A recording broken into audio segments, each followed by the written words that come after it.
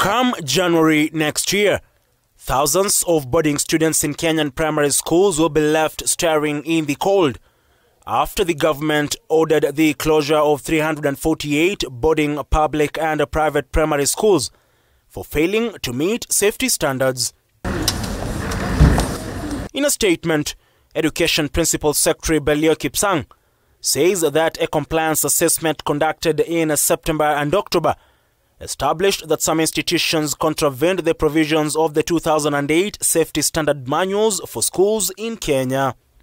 The schools also failed to adhere to the standards as prescribed in the registration guidelines for basic education institutions of 2021 and were consequently not approved to host boarding learners.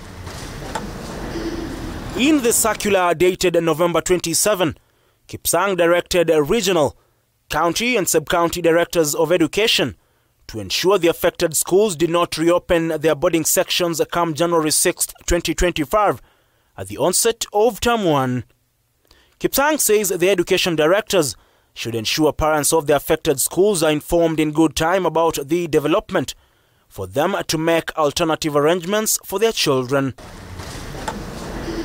The government ordered the nationwide compliance assessment after a dormitory fire at the Endarasha Hillside Academy in Nyeri County on the night of the 5th September, a fire that claimed the lives of 21 pupils. The assessment found that some boarding schools are not registered and were operating illegally. Some were found to be using triple-decker beds made of wood and are not properly spaced with 2-meter pathways. The audit also found that dormitories in some of the schools have grills on the windows, single exits, and doors that opened inwards.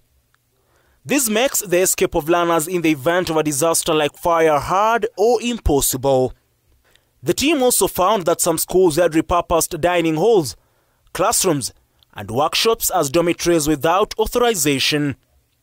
Some of the schools were also found not to have sick bays or even qualified nurses, with others failing to provide treated drinking water for learners.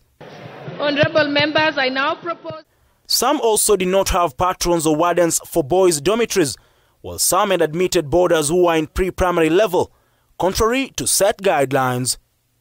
Ian Kitani, K24 TV, Nairobi.